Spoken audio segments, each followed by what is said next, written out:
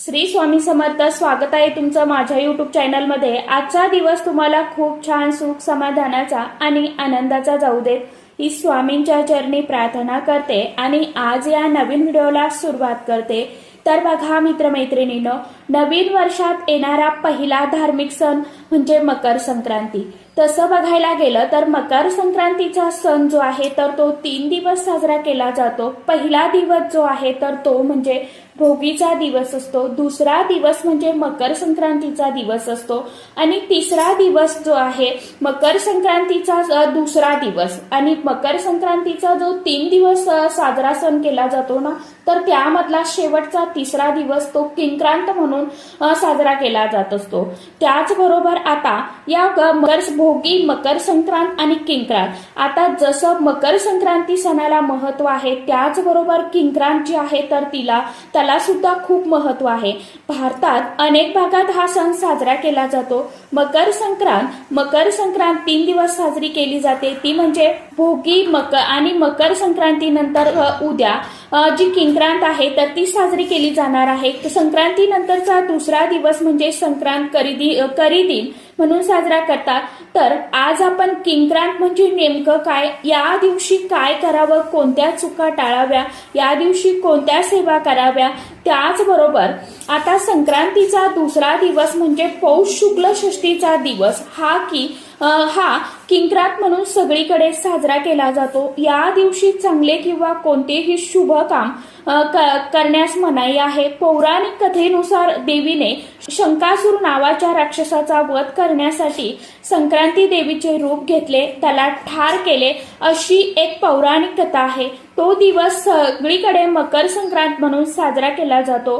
त्यानंतर दुसऱ्या दिवशी संक्रांती देवीने किंकासूर नावाच्या राक्षसाला देखील ठार मारले आणि त्याच्या त्रासातून लोकांना मुक्त केले, म्हणून हा दिवस किंक्रांत म्हणून पाळला जातो. हिंदू पंचांगणात हा दिवस करी म्हणून देखील दर्शवला जातो. या दिवशी कोणतेही शुभ कार्य केले जात नाही. की किंक्रांतीच्या दिवशी स्त्रियांनी शेणात हात घालू नये असं देखील सांगितलं जातं. त्याचबरोबर या दिवशी भोगीच्या दिवशी केलेली भाकरी राखून ठेवली जाते आणि ती शिळी भाकरी खाल्ली जाते. अशा काही प्रथा किंक्रांतीला महाराष्ट्रामध्ये पाळल्या जातात. तसेच या दिवशी बेसनाचे धिरडे बनवून खाण्याची देखील प्रथा आहे. या दिवशी संक्रांती देवीची पूजा करून तिला गोडाधोडाचा नैवेद्य अर्पण केला जातो. त्याचबरोबर आपल्या कुलदेवतेचं नामस्मरण केलं जातं. कोणत्याही चांगल्या कामाची सुरुवात या दिवशी करू नये. त्याचबरोबर दूरचा म्हणजेच लांबचा प्रवास या दिवशी टाळावा. घरात वादविवाद टाळायचे असतात. मन शांत ठेवायचं असतं. कुणाचाही अपमान या दिवशी करू नका. घरामध्ये सुख, शांती, समृद्धी आणण्यासाठी घरामध्ये काही या दिवशी प्रभावशाली उपाय आणि सेवा देखील केल्या जातात. तर आपल्याला आजच्या दिवशी संध्याकाळी एक दिवा जो आहे तर तो आवर्जून लावायचा आहे. हा दिवा कशा पद्धतीने लावायचा आहे, कोणत्या वेळेमध्ये लावायचा आहे, याविषयीची संपूर्ण माहिती आजच्या या नवीन व्हिडिओमध्ये मी तुमच्या बरोबर शेअर करणार आहे. त्यामुळे तुम्ही हा व्हिडिओ स्किप न करता शेवटपर्यंत नक्की बघा. चॅनलवरती तुम्ही जर हा व्हिडिओ पहिल्यांदा बघत असाल तर चॅनलला आवर्जून सबस्क्राईब करा आणि असेच नवनवीन माहितीपूर्ण व्हिडिओ बघण्यासाठी समोरील बेल आयकॉनलाही प्रेस करा.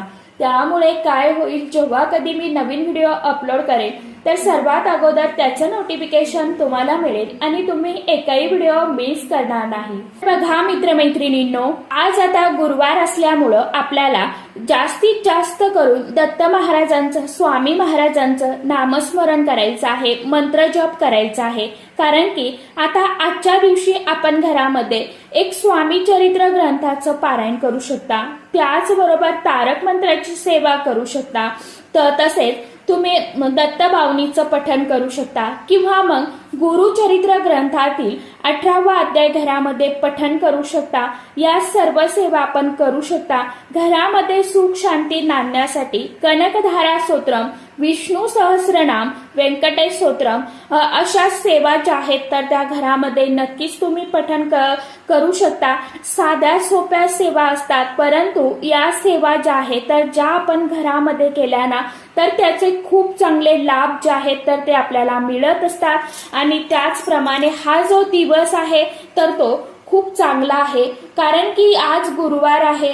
तसं बघायला गेलं फक्त आजच्या दिवशी हा किंक्रांत दिवस असा आहे. या दिवशी आपल्याला घरामध्ये वादविवाद होणार नाही, किरकिर होणार नाही याची काळजी घ्यायची आहे. तसेच आपल्याला जी काही महत्वाची कामं आहे किंवा कोणत्या नवीन कामाला सुरुवात करायची आहे तर ती आजच्या दिवशी म्हणजे किंक्रांत असल्यामुळे आजच्या दिवशी करायची नाहीये, कारण त्यासाठी हा जो दिवस आहे तर त्यासाठी अशुभ मानला जातो. म्हणून शुभ कार्याला आजच्या दिवशी सुरुवात आपण करायची नाही. त्यामुळे फक्त आजच्या दिवशी घरामध्ये सेवा ज्या आहेत तर त्या करू शकता.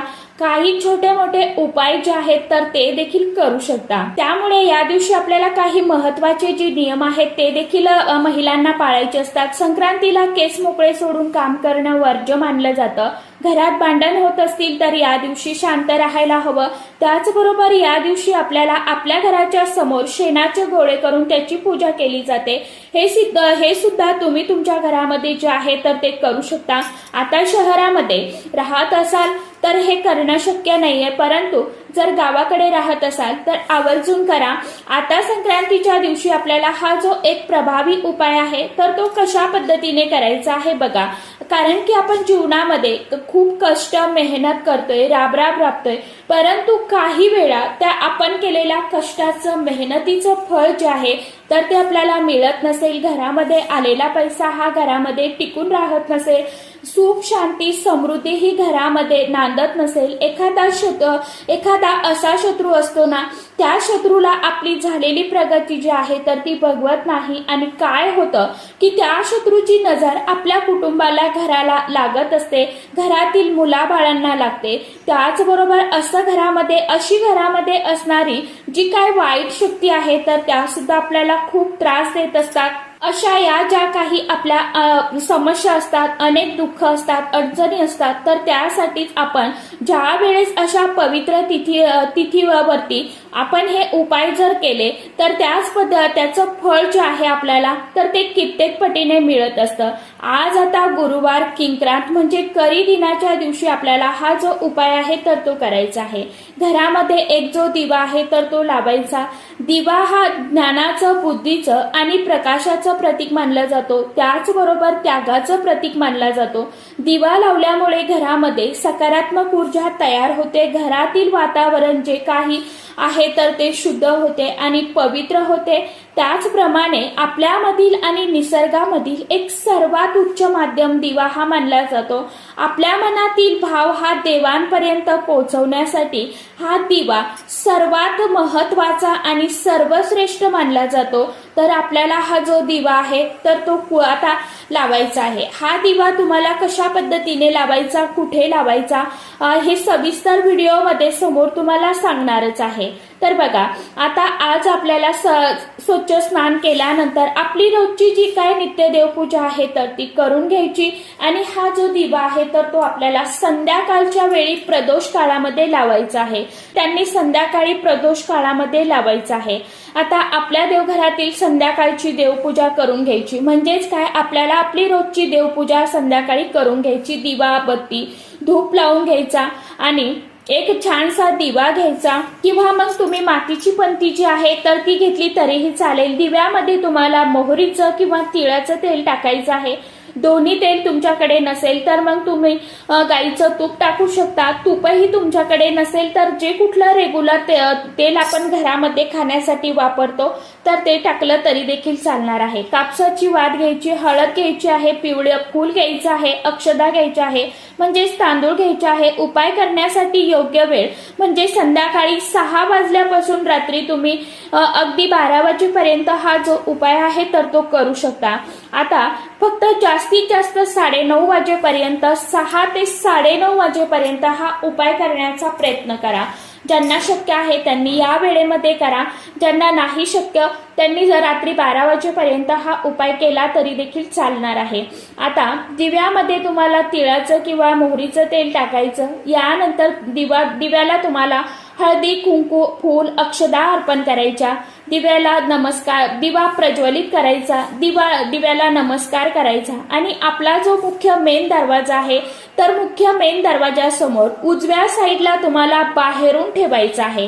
खाली एक प्लेट घ्यायची तुम्हाला. आता प्लेट तुम्ही पितळेची घ्या, तांब्याची घ्या किंवा स्टीलची घ्या. आता त्यामध्ये तुम्हाला स्वस्तिक काढून घ्यायचं. स्वस्तिक मध्ये तुम्हाला अखंड तांदूळ ठेवायचे आणि त्या तांदूळावरती थोडंसं हळदी, कुंकू, फुलांच्या पाकळ्या अर्पण करायच्या. त्यावरती हा जो दिवा आहे तुम्ही मातीचा घेतला असेल किंवा आपला जो धातूचा दिवा आहे तो घेतला असेल, तो दिवा तुम्हाला त्या प्लेटमध्ये ठेवायचा आहे आणि तो तुम्हाला तुमच्या मेन दरवाजासमोर ठेवायचा आहे. आणि यानंतर दिवा पेटवल्यानंतर आपल्याला मनोमन नमस्कार करायचा आणि एक मंत्र म्हणायचा आहे, ओम ब्रह्म बृहस्पते नम, ओम ब्रह्म बृहस्पते नम. या मंत्राचं तुम्हाला 11 वेळा पठण करायचं आहे आणि विशेष काही चुका आपल्याला टाळायच्या आहे. दिवा पेटवल्यानंतर मागे वळून पाहू नका. या दिवशी कुणालाही उधार पैसे जे आहेत तर ते देऊ नका. घरामध्ये वादविवाद टाळा. दिवा पूर्ण विजेपर्यंत दार बंद करू नका. आणि या उपायाचे फायदे काय होतात तर शत्रूंच्या काटकारस्थानापासून संरक्षण होतं, घरातील आर्थिक अडचणी हळूहळू दूर होतात, गुरुकृपा प्राप्त होते, नकारात्मक शक्ती घराबाहेर निघून जाते असं देखील सांगितलं जातं. त्यामुळे हा जो उपाय आहे तर तो तुम्ही नक्की आजच्या दिवशी करून बघा. ज्यांना नाहीच शक्य समजा 9:30 पर्यंत, त्यांनी हा उपाय रात्री 11, 11:30, 12 वाजेपर्यंत केला तरी देखील चालणार आहे. तर अशा पद्धतीने तुम्हाला हा जो एक दिवा आहे तर तो आवर्जून संध्याकाळच्या वेळेला लावायचा आहे. तर आशा करते व्हिडिओमध्ये सांगितलेली माहिती सर्वांना समजलीच असेल, कळली असेल. ज्यांना काही अडचण असेल, ज्यांना काही समजलं नसेल त्यांनी कमेंट बॉक्समध्ये विचारू शकता. तर चला, आजच्या व्हिडिओमध्ये इतकीच माहिती होती. कशी वाटली नक्की सांगा. व्हिडिओ आवडला तर चॅनलला आवर्जून लाईक, शेअर, सबस्क्राईब जरूर करा. परत भेटूया नवीन माहितीसोबत, नवीन व्हिडिओसोबत. तोपर्यंत सर्व माझ्या युट्यूब परिवाराला श्री स्वामी समर्थ.